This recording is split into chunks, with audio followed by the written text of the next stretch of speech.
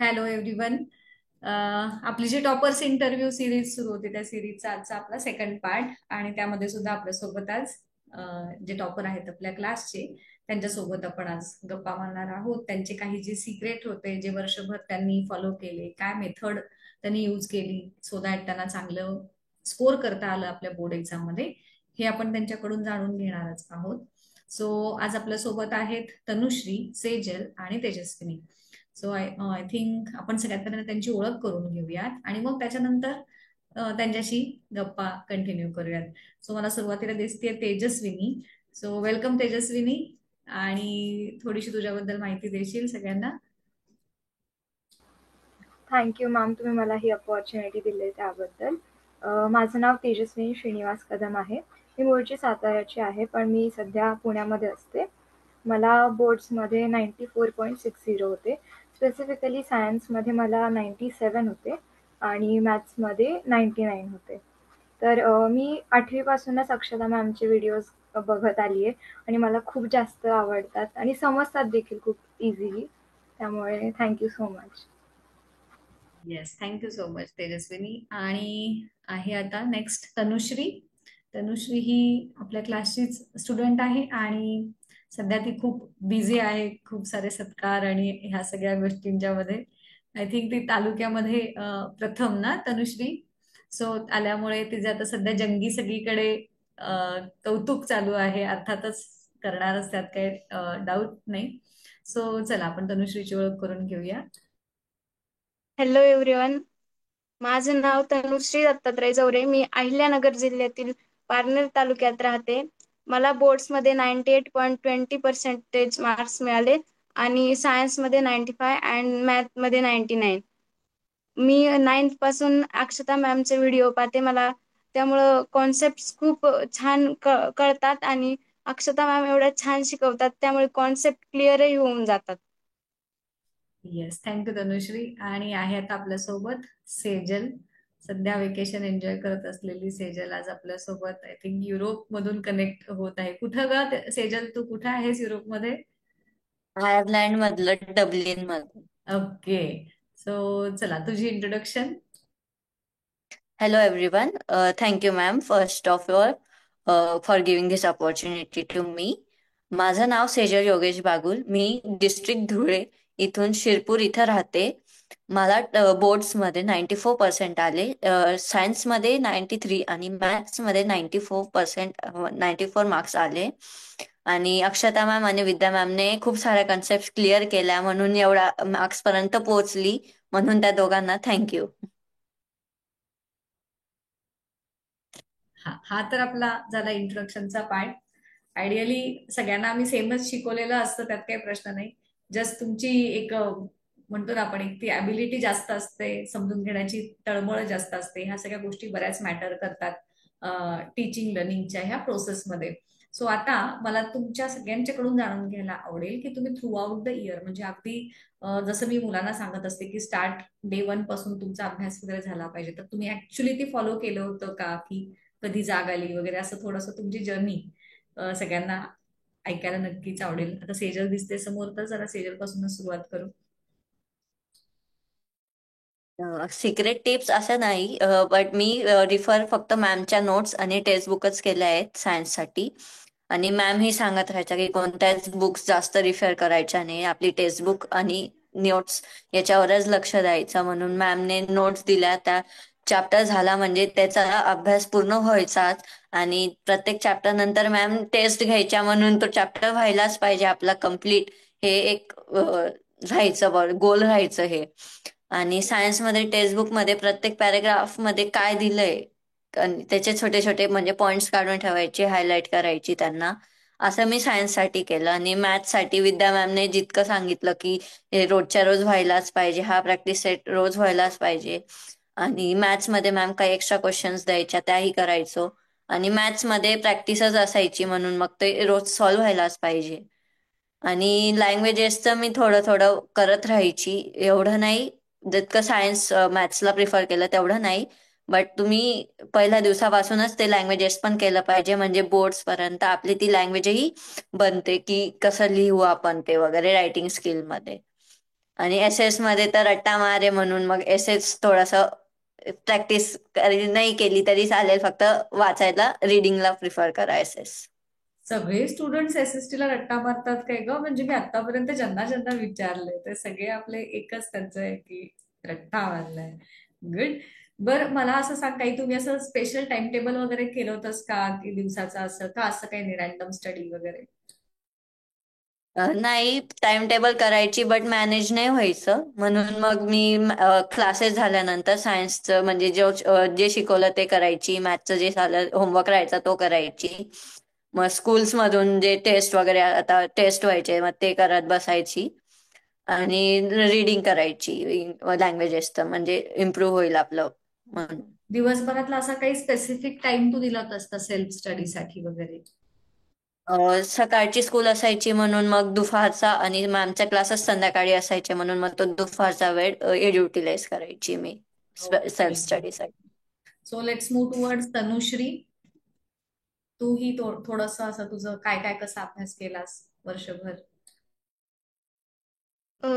मी सकाळी 4:30लाच उठायचे, कारण मॅमचा क्लास 5 वाजता असायचा. मग 5 ते 6, 6:15 पर्यंत क्लास उरकायचा. त्यानंतर मग मॅमनी जे शिकवलंय त्याची रिव्हिजन व्हायची. नंतर मग मॅथचा क्लास असायचा मला इथे ऑफलाईन, मग तिकडे जायचे. त्यानंतर मग स्कूल असायची. मग त्यानंतर शाळा सुटल्यानंतर मग मी माझा टाइम सेल्फ स्टडीला दिला. सेल्फ स्टडीमुळं सेल्फ स्टडी केला. मॅममुळं कॉन्सेप्ट क्लिअर झाल्या सगळ्या, आणि सायन्समध्ये कॉन्सेप्ट क्लिअर होणं खूप गरजेचं आहे आणि रिव्हिजन ही खूप गरजेची आहे. आणि मॅथ्ससाठी प्रॅक्टिस खूप गरजेची. प्रॅक्टिस नाही केली तर मॅथ्स इम्प्रूव्ह नाही होऊ शकत. मॅथ्समध्ये ॲडिशन, सबट्रॅक्शन, मल्टिप्लिकेशन आणि डिव्हिजन मुलांना जमायला हवं, त्याशिवाय मॅथ्स नाही होऊ शकत.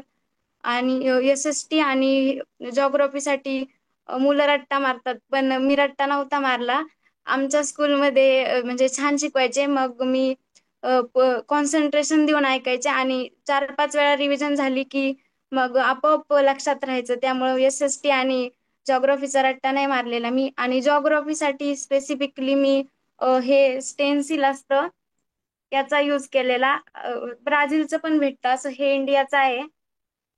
ह्या स्टेन्सिल मध्ये नकाशामध्ये पॉइंट प्लॉट केले तर आपल्याला मार्क्स इन्क्रीज व्हायला पण मदत होते. आणि लँग्वेजेस साठी मी सांगेन की बुक रिडिंग खूप महत्वाचं आहे. बुक रिडिंग मध्ये मुलं बुक वाचतात पण ती प्रस्तावना असते ती वाचत नाही. मी क्वेश्चन्स लिहिताना आधी प्रस्तावना लिहिलेली, त्या धड्याविषयी थोडीशी माहिती प्रश्नाला अनुसरून, आणि मग उत्तर असं लिहिलेलं. त्यामुळे मार्क्स इन्क्रीज व्हायला पण मला खूप मदत झाली. आणि तू दिवसातला असं किती वेळ सेल्फ स्टडी वगैरे साठी देत होतीस? मॅम संध्याकाळी 3 तास तरी. म्हणजे अगदी सुरुवातीपासून रोजचा तेवढा असायचं हो, तुझं? स्टार्टिंग पासून. वा, व्हेरी गुड. म्हणजे हे कन्सिस्टन्सी अगेन डे वन पासूनची महत्वाची आहेच, हो की नाही? तेजस्विनी. तर मी सगळ्यात पहिले सायन्सबद्दल सांगेन. सायन्स हा माझा फेवरेट सब्जेक्ट आहे 8वी पासूनच. म्हणून मग मी मॅक्झिमम अभ्यास तर सायन्सचाच केलेला. पण सायन्समध्ये अभ्यास करताना काही काही जण कसं करतात, असे क्वेश्चन आन्सर्स लर्न करणार किंवा गोष्टी लर्न करत बसतात. लर्न करण्यापेक्षा मला काय वाटतं, की त्या पर्टिक्युलर चॅप्टरमधली किंवा त्या पर्टिक्युलर पॅरेग्राफ वगैरे मधला जो मेन माहिती असते ती लक्षात राहिली, ती समजून घेतली, की ते अख्खा चॅप्टरच नीट होऊन जातो. कारण मग नंतर ना पुन्हा ते क्वेश्चन आन्सर्स वगैरे पाठ करायची गरजच नाही पडत. मग त्यापेक्षा फक्त तेवढा जो चॅप्टर आहे तो नीट समजून घेतला, त्यातले कन्सेप्ट समजल्या की झालं सायन्सचं. मग मॅथ्सचं कसं, तर एक रफ बुक असायलाच हवी. मग आणि त्याच्यामध्ये सारखं जितके भेटतील तितके सॉल्व करत राहायचे. मग मॅथ्स एक आपलं हे होतं स्ट्रॉंग. मला आधी मॅथ्स असं खूप जास्त आवडत नव्हतं आणि खूप कंटाळा यायचा. पण मग जेव्हापासून विद्या मॅमचं म्हणजे शिकवणं पाहिलं, की मग ते आवडायला लागलं हळूहळू. आणि मग मला वाटलं नव्हतं मला मॅथ्समध्ये हायेस्ट मार्क्स मिळतील, पण मिळाले. ते खूप प्रॅक्टिस करावी लागते मॅथ्सची पण, आणि मग होऊन जातं. जसं तनुश्रीने सांगितलं, मी पण SSTचं कधीच रट्टा वगैरे मारला नव्हता. जॉग्राफीचं आमच्या स्कूलमध्ये चांगलं शिकवायचे म्हणून मग जॉग्राफी होऊन जायचं चांगलं. आणि मग हिस्ट्री किंवा पॉलिटिकल सायन्स म्हणायला गेलं तर पप्पा माझे पॉलिटिकल सायन्सचा अभ्यास घ्यायचे. त्यामुळे मग ते खूप नीट होऊन जायचं. आणि त्याचं पण रट्टा न मारतात त्याच्यामध्ये काय दिलं आहे ते जर समजून घेतलं ना की मग ते पण असं हे नाही वाटत असं बोरिंग वगैरे. मग ते पण समजून जातं आणि सोप्या पण पद्धतीनेच होऊन जातं. आणि लँग्वेजेसचं म्हटलं तर त्याच्यामध्ये सगळ्यात पहिले इंट्रोडक्शन, त्या पर्टिक्युलर चॅप्टरचं इंट्रोडक्शन द्यावं. मग त्याचा जो रायटर आहे ते सगळं जर लिहिलं तर आपलं जे आन्सर असतं ते इतरांपेक्षा जरा काहीतरी वेगळं वाटतं. आणि मग जो चेक करणारा असतो त्याला जरा असं चांगलं वाटतं ना, तर मग ते असं तसं करावं लँग्वेजेससाठी पर्टिक्युलरली.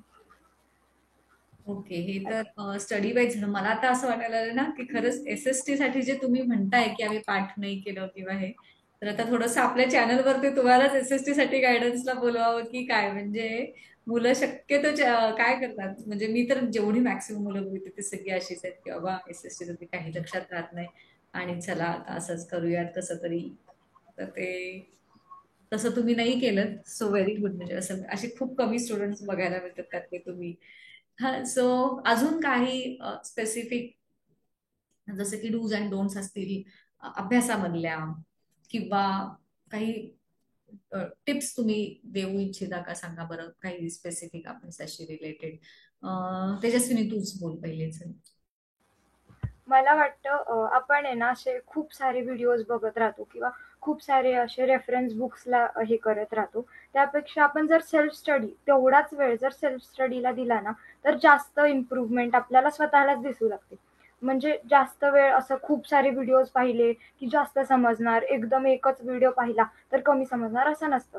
तो एकच व्हिडिओ किती आपण कॉन्सन्ट्रेशनने बघतोय आणि त्याच्यावरती आपण किती प्रॅक्टिस करतोय त्यांनी आपलं हे होतं. सो क्वांटिटीपेक्षा क्वालिटी जास्त मॅटर करते.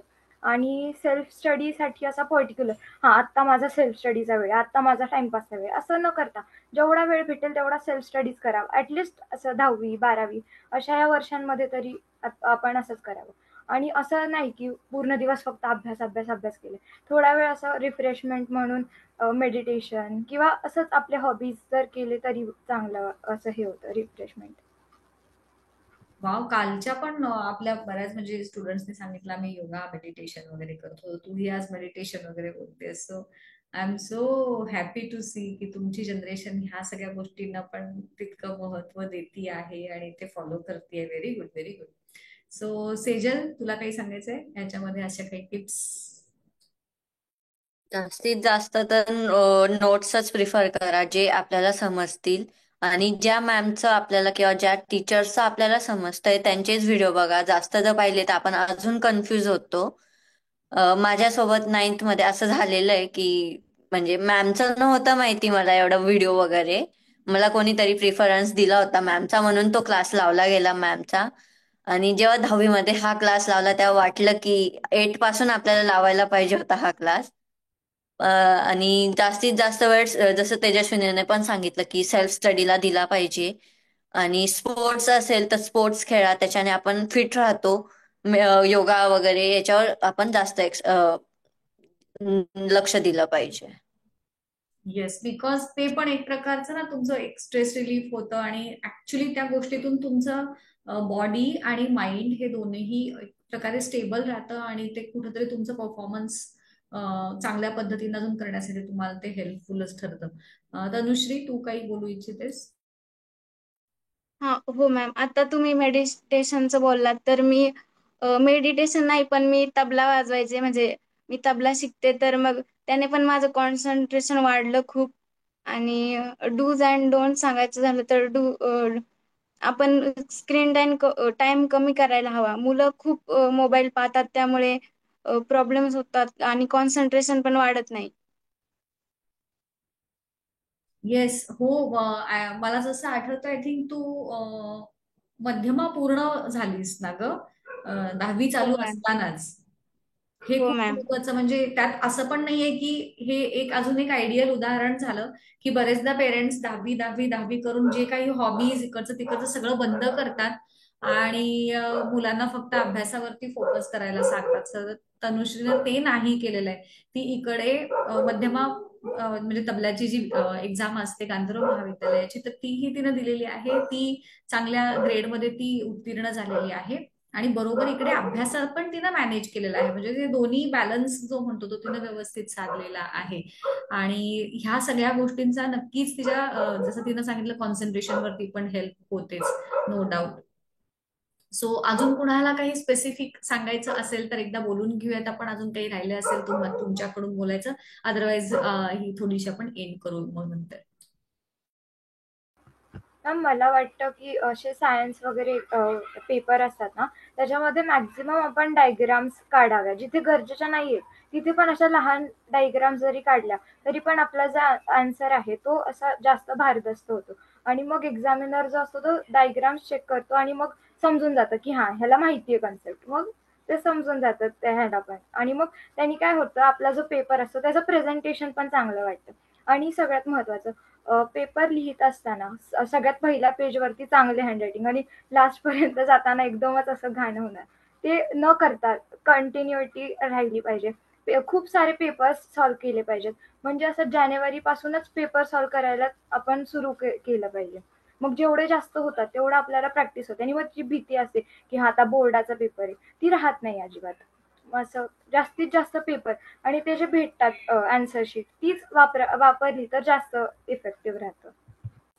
Yes, that is also important. Paper solve करणे जितके मॅक्सिमम आपण करू. बोर्डाच्या पेपरमध्ये असं काही खूप जगावेगळं काही येत नसतं, पण त्याचे एकदा तुम्हाला कळाली टेक्निक की काय करायचं आहे, कशा पद्धतीचे प्रश्न कोणत्या पार्टवरती विचारले जातात, आणि ऑलरेडी तुमचं कन्सेप्च्युअल क्लॅरिटी तर झालेलीच असते. सो ह्या दोन्हीचं तुम्ही जेव्हा कॉम्बिनेशन, इट मीन्स तुम्हाला चांगले मार्क मिळणार, हे तर काही शंकाच नाही, होय की नाही. सो हे होते आजचे आपले टॉपर्स, तेजस्विनी, तनुश्री आणि सेजल. आणि येस, तुम्ही जे खूप छान गायडन्स केलेला आहे त्याचा फायदा नक्कीच तुमच्या ज्युनियर्सना मिळणारच. आणि हा, तुम्ही आता पुढे कुठे कुठे ऍडमिशन काय काय ठरवलंय तुम्ही, कुठं काय जॉईन करायचं वगैरे? तेजस्विनी, तू काय करणार आहेस आता? मॅम मी अजून बघतीये, आयदर FC किंवा आमच्या स्कूलचं म्हणजे दस्तूरचं कॉलेज आहे, त्या दोन्ही पैकी मी एकामध्ये म्हणजे कंटिन्यू मग करेन. सायन्स फॅकल्टी घेऊनच, म्हणजे सायन्स हे करूनच असं. आणि मग पुढे काही ठरवलंयस काही करायचं करिअर? पुढचं अजून नाही काही फिक्स, बघू. Okay okay. तनुश्री, तू? मॅम मी पुण्याला घ्यायचं ठरवलंय. फर्ग्युसन कॉलेज भेटलं तर ते घेणार आणि त्यानंतर ISI थ्रू रिसर्च मध्ये जायचं ठरवलंय. Very good, very good. Yes, Sejal? Ma'am मी PCM ग्रुप घेणार आहे आणि इंजिनिअरिंग करायची आहे. सो JEE आणि CET हा माझा टार्गेट आहे. Okay, so very good. आणि थँक्यू सो मच, तुम्ही आज तुमच्या अगदी बहुमूल्य वेळ काढून इथे आलात, तुमच्या ज्युनियर्सना गायडन्स केलं त्याबद्दल. आणि येस, थँक्यू सो मच. इथेच थांबूयात आपण. All the best for your bright future. Thank you.